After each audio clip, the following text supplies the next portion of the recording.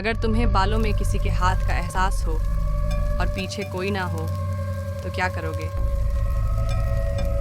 ये कहानी एक ऐसी कंघी की है जो हर रात रोती है।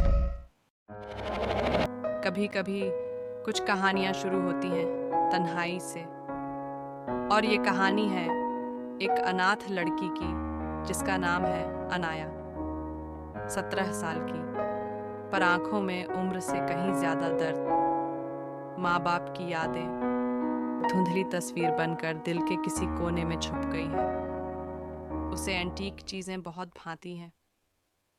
अनाया को लगता था इन बेजान चीजों में भी कोई कहानी छुपी होती है, लेकिन उसे क्या पता था उसका यही शौक इस बार उसकी जिंदगी पर एक साया बनकर छाने वाला है।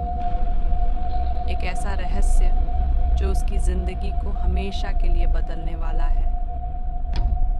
एक दिन उसे एक पुरानी शीशे की अलमारी मिलती है बाजार में। उसमें रखी होती है एक सुंदर लेकिन बेहद पुरानी कंघी। कंघी देखते ही अनाया को कुछ अजीब सा महसूस होता है, जैसे कंघी उसे बुला रही हो। रात को जब अनाया पहली बार उस कंघी से बाल संवारती है तो उसे एक धीमी सी रोने की आवाज सुनाई देती है। वो कांप जाती है, शीशे में खुद को देखती है। वो पलटती है, वहां कोई नहीं। अगर तुम उसकी जगह होते तो क्या करते? अगले दिन सुबह की रोशनी बिल्कुल वैसी ही थी जैसे हर रोज होती है, लेकिन कुछ तो था जो बदला बदला सा लग रहा था। अनाया अपनी पुरानी चीजें समेट रही थी कि तभी उसकी नजर उस कंघी पर पड़ी। वही पुरानी कंघी। गौर से देखा, कंघी पर कुछ उकेरा हुआ था, धुंधले अक्षर लेकिन साफ पढ़े जा सकते थे। रूही 2003। एक पल को जैसे समय थम सा गया। अनाया की रूह कांप उठी। उसके मन में एक अजीब सी हलचल होने लगी। ऐसा लगा जैसे कोई कुछ कहना चाहता है, जैसे कोई अधूरी कहानी उसे अपनी ओर खींच रही हो। वो डर भी रही थी, लेकिन उसके अंदर अब एक नई जिज्ञासा भी जाग चुकी थी। आखिर कौन थी ये रूही?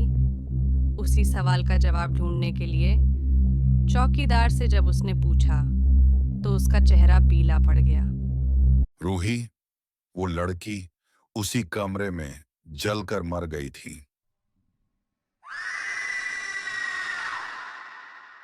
उस रात के बाद से अनाया को चैन नहीं मिला। हर रात उसे डरावने सपने आने लगे। रूही की चीखें, आग की लपटें और एक माँ की दहशत भरी पुकार, जैसे कोई किसी को बचाने की गुहार लगा रहा हो। क्या ये सब महज एक इत्तेफाक है या फिर वाकई अनाया किसी परछाई के बेहद करीब आ चुकी है? रूही का नाम सुनने के बाद अनाया की जिंदगी अब पहले जैसी नहीं रही। हर कोना, हर दरवाज़ा जैसे कुछ कहने की कोशिश कर रहा था। वो कमरा जहाँ रूही मरी थी अब उसके सपनों में आने लगा था। अनाया तय करती है सच पता करना है। वो हॉस्टल की लाइब्रेरी में पुराने रजिस्टर ढूंढती है। एक पेपर मिलता है। रूही 6 साल की बच्ची 2003 में हॉस्टल के कमरे में लगी आग में मारी गई। केस बंद। रात को फिर से कंघी से रोने की आवाज। मम्मा, मैं तैयार हो गई। आप कब आओगी? अनाया बिस्तर से उठकर कंघी की ओर जाती है। जैसे ही वह मुड़ती है उसे एक छोटी सी बच्ची दिखाई देती है जो उसकी तरफ उम्मीद भरी निगाहों से देख रही थी। अनाया उसके पास जाकर धीरे से कहती है, रूही, मम्मा नहीं आएंगी, लेकिन मैं हूं ना। अगले दिन अनाया एक फैसला लेती है, रूही की आत्मा को शांति देने का। वो उसी कमरे में पूजा रखती है, दीपक जलाती है और कहती है, तेरी मम्मा तुझे बहुत प्यार करती थी। लेकिन उन्हें बुलाया नहीं जा सकता। लेकिन तेरा डर अब किसी और को नहीं सताएगा। मैं तुझे आजाद करती हूँ। रूही की आत्मा मुस्कुराकर उसकी तरफ देखती है, मानो वह उसका शुक्रिया अदा कर रही हो। तभी हॉस्टल में अचानक अंधेरा छा गया। हर तरफ एक अजीब सा धुआं फैल गया था। रूही अब जा चुकी थी। ये एक संकेत था कि वो अब मुक्त हो चुकी है। वो बस इतने सालों से एक ऐसे इंसान का इंतजार कर रही थी जो उसके अकेलेपन को समझ सके, जो उसे बिना शर्त प्यार दे सके। अनाया ने तो निर्जीव चीज़ों में भी भावनाएं ढूंढ ली थीं। क्या ये किस्मत का खेल था कि अनाया उसी कमरे में रहने आई जहां कभी रूही रहा करती थी? आपको क्या लगता है, क्या ये महज एक संयोग था या फिर कोई गहरी साजिश? अब हॉस्टल में चारों ओर शांति थी।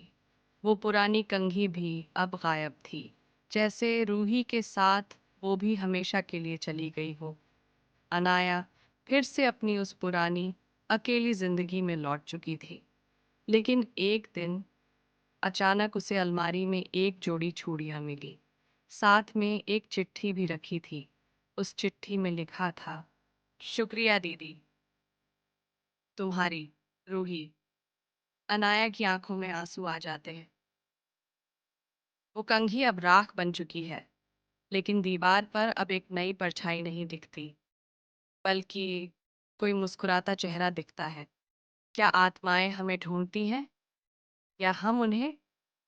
अगर आपको अनाया और रूही की ये रहस्यमयी कहानी पसंद आई हो तो वीडियो को लाइक करें, कमेंट में बताएं, क्या आपको लगता है रूही सच में मुक्त हो पाई? और ऐसे ही रहस्यों के लिए चैनल को सब्सक्राइब करना न भूलें। अगली कहानी में मिलते हैं। तो सावधान रहें। कभी कभी परछाइयाँ आपको सिर्फ देखने नहीं, महसूस करने भी आती है। क्या आपने कभी ऐसा गांव सुना है जहां तपती दोपहर में भी सर्द हवाएं चलती हैं, जहां हर कदम पर छुपा है एक रहस्य? तो मिलिए कांदीपुर से, एक रहस्यमयी गांव जिसकी कहानी आपको हैरान कर देगी। देखिए पूरी कहानी, लिंक डिस्क्रिप्शन में है।